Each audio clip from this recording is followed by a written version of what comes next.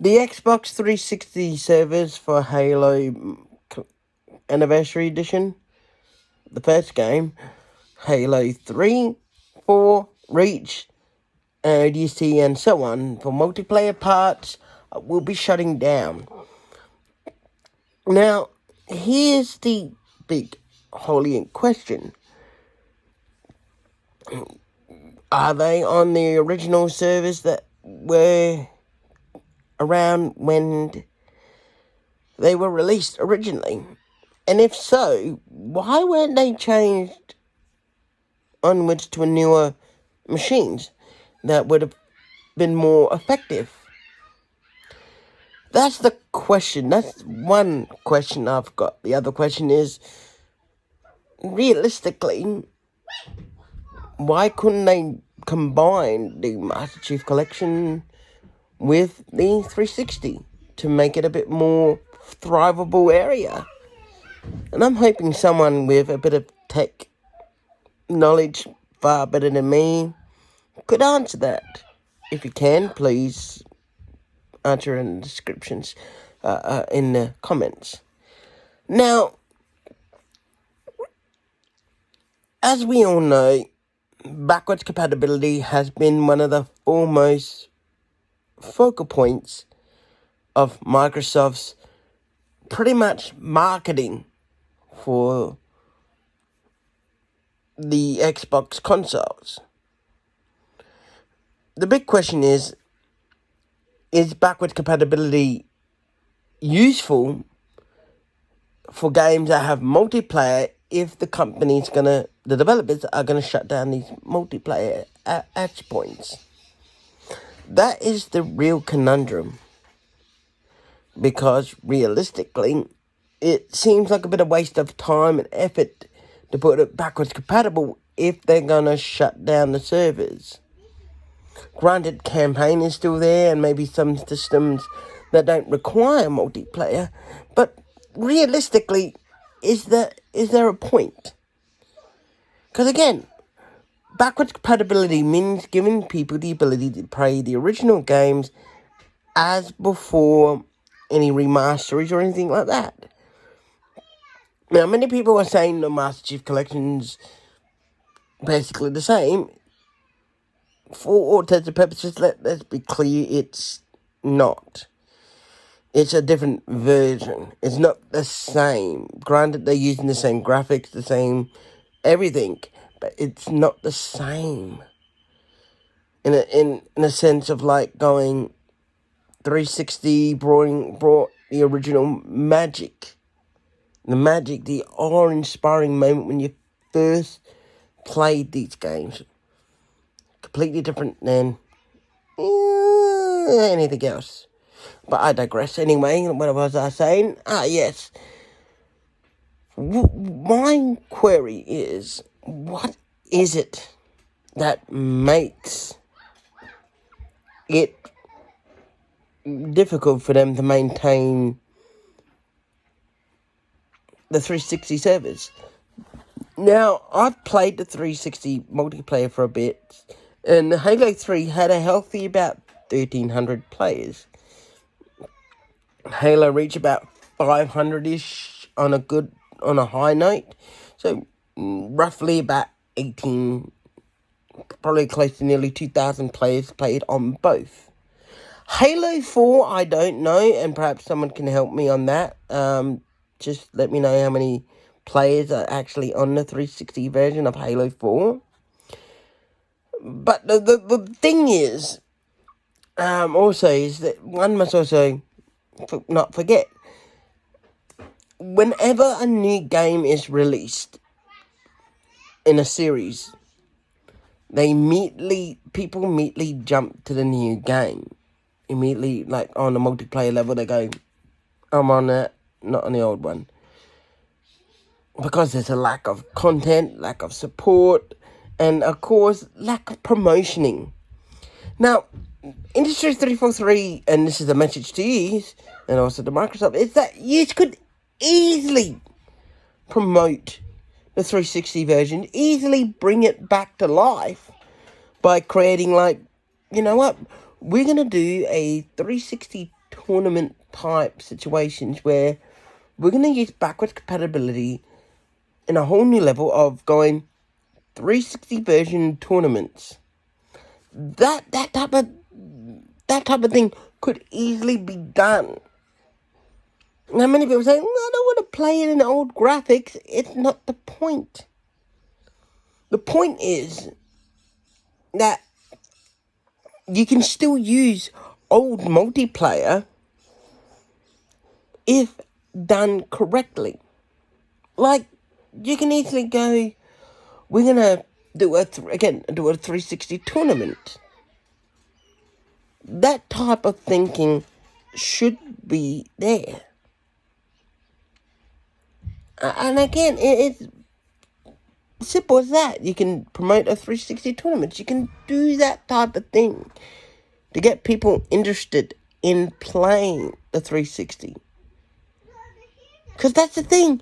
If you are using backwards compatibility as a core function on a game console, you have to promote those games. You can't just rely on the name Halo and people are going to jump on it. You have to promote it. You have to promote backwards compatibility by showing what they can get out of it. Like you show people, if you haven't played Halo, you could play the originals, play the original multiplayer, see what it was like in the old days. That type of thing can really do it. And also people even those who do Twitch or YouTube playing, if you get them playing these original versions and getting them to promote it, you can get a lot more. Again, if you're not focus on one end to another, you can get a lot more out of something. You can get a lot more out of a 360 game and that, because to be honest, the 360 game content can be better. I mean, do I play, for instance, again, I look at Mass Effect, and I'm using this as an example. I've played, the majority of the times, the original Mass Effects. Because no matter how they are, it's still good.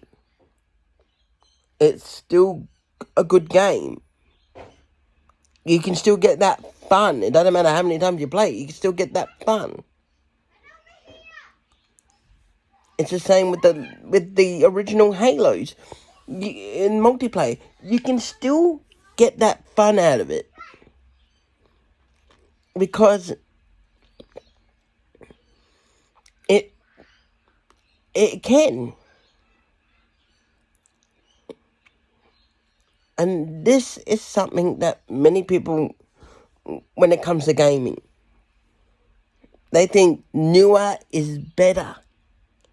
In some aspects, it is. But in some aspects, it's not.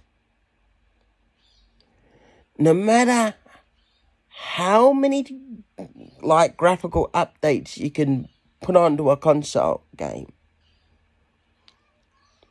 sometimes the true treasure is the classical games, because it brings up a lot more positive memories. It brings out a lot more enjoyment to a person.